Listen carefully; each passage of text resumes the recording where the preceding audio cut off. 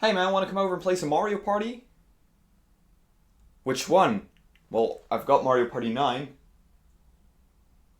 Hello? Yes, today we are talking about one of the most controversial Mario Party games that according to many people caused the dark age of Mario Party. And with good reason, because this game threw the formula we all knew and loved right out the window. But even so, I've always had a lot of fun with this entry to the series, so hopefully I can put it in a bit of a different light and show you that this game really isn't as bad as people make it out to be. So for those that don't know the full context, allow me to elaborate. From the very start of the franchise, the Mario Party games were outsourced to Hudson Soft, a daughter company of Konami, because apparently the developers of Wii Music are too good to make a Mario Party game themselves. So Mario Party was always Hudson Soft's baby up until Mario Party 8.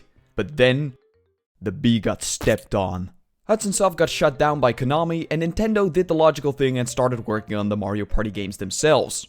It's what I would have said if Nintendo didn't like f***ing up so much. The franchise got redirected to ND Cube, the developers of Wii Party. They already had some experience with party games and thus seemed like a good candidate to take care of the franchise. While this all occurred, the Mario Party franchise got a lot of critique from critics for not being original enough and constantly recycling the same gameplay of collecting coins and buying stars. So ND Cube saw this as an opportunity to innovate. And what did they do? Why the f*** is everything a straight line? Oh my god, is that a car? So instead of being able to move around the board separately, traversing where you'd want, you're all in a car together now, and all the boards are in a straight line. On top of that, instead of collecting coins to buy stars, the only thing you collect here are mini stars, and you can find these in badges on the board or win them in minigames. So the old formula completely got the boot, and a lot of people think that that was a terrible design choice by ND Cube. But still, I think there's quite a lot of fun to be had with these new rules and boards. And here's why. The game has a great total of 7 boards, with 2 of them being unlockable. A pretty good number if you ask me. Of course, they're not all bangers, but even with the linearity, some of the boards are actually quite good. Boo's Haunted Castle and Blooper Beach both have some very interesting mechanics, and Magma Mine is just genuinely amazing. This always used to be my favorite board back in the day, and after playing it again to get some footage, that was confirmed once more. This board works really well with the car mechanic, because you're all trying to escape a volcano and everyone can get screwed over. See, when you're halfway on the board, lava starts rising each turn, and if you're rolling the dice when the lava reaches your card, you'll lose half of your mini stars. There's also spaces that make the lava rise even more, and split paths you can take. This means that if you're in last place and have nothing to lose, you can really screw up your opponents. All of this makes Magma Mine a must-play. I definitely recommend trying this game just to play Magma Mine. It's really fun. No, I'm not crazy, shut up! I'd also argue the mini stars mechanic isn't all too bad either. One of the main complaints was that you can find them on the board as well as get them from minigames, making them less substantial. But in some way I think this is actually not that bad of an idea. The boards are of course all linear, which makes them quite a bit more luck based compared to the old boards, but winning mini stars from minigames kind of counters this. If players do good in the minigames, they get an instant reward. In the old games you had to buy a star with the coins you won before you actually had a chance to win the entire game. With the mini stars, however, players who perform well in the minigames will automatically have an advantage, which makes Mario Party 9 in some way less luck-based than the older games. And I'm pretty sure I'm the first person on Earth to ever make that claim. Speaking of minigames, they're fucking amazing. I know the minigames in most Mario Party games are good, but in this game there really aren't any bad ones to be found. Pretty much all of them are very exciting to play, and this is also because the luck-based minigames are fairly limited. Out of all the free-for-all ones, I only found 3 minigames that were 100% luck, which is nice for the balance of the overall game considering the boards are mostly luck-based. There's also 1v3 minigames which are pretty well balanced, but instead of 2v2 minigames, Mario Party 9 introduced the Bowser Jr. minigames. If you land on one of the Bowser Jr. spaces, 2 players have to battle against him. If the players win, they gain 10 mini stars, but if they lose, Bowser Jr. will take 10 mini stars from them. This makes the stakes pretty high when playing these, so they're always pretty tense when they pop up. Gotta say, I kinda like him.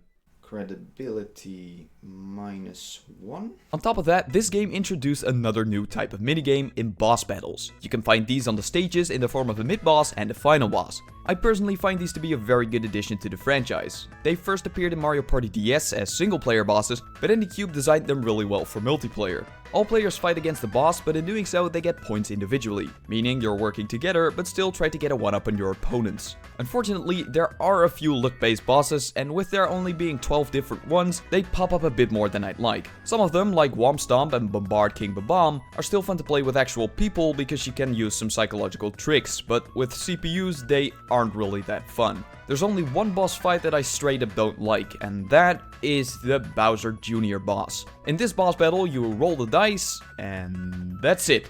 Tell me, what's the point of a mid-boss if you're gonna do the same thing as on the boards? But even though I don't like this boss fight, it does have one redeeming factor, because the music f***ing slaps!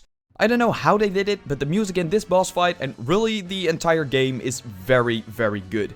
Everything has its own feel and it doesn't sound like any of the previous Mario Party games. All the songs fit perfectly with the theming of the boards, minigame modes, etc.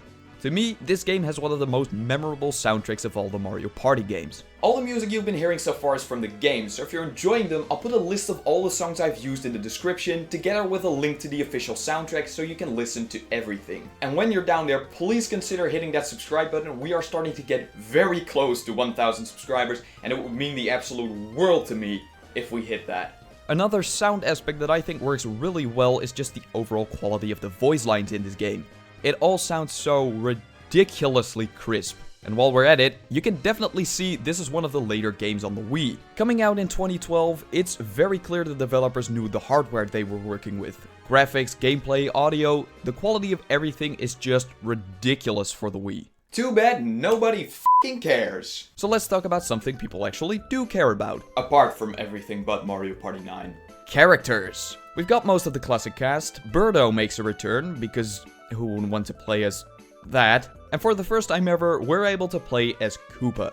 But Koopa isn't the only one to make his debut, because we can also play as Shy Guy and Kamek, which you can unlock by completing the story mode. It's really weird to think that these guys were never playable before, considering so many Mario Party games came out before this one. Gotta say, I was very positively surprised with their inclusion here. But have you ever sat there wondering, I wish I could play Mario Party and Wii Sports at the same time? Introducing Goomba Bowling, the Wii Sports minigame within Mario Party. This mode can be played as a regular minigame, everybody throwing once, but there's also a full-on extras mode where you can actually play 5 rounds of it. I can't really say anything else about it. This is just a very fun extra mode that NDCube really did not have to put in the game. But they still did because they care about this franchise. Even though they drastically changed the formula, NDCube put a lot of work in making this game the best it can possibly be. I haven't even touched the minigame modes and the other extras yet, but you can clearly see that NDCube really tried their best with Mario Party 9. An innovative idea, 7 boards, great minigames, lots of great minigame modes and extras, and just overall a very high production quality. From what I've seen, this game has everything it needs to be a good Mario Party game, but it just doesn't get the credit for it. So I think it's best not to look at this game as just the next Mario Party game, but more so as a Mario Party game. And when doing that, I think more people would realize that this game is actually pretty good. What do you mean you're still not convinced? You'd rather play Inazuma 11 Strikers? Oh, that's just another underrated Wii game you're definitely gonna be interested in if you enjoyed this video. No, I don't need therapy!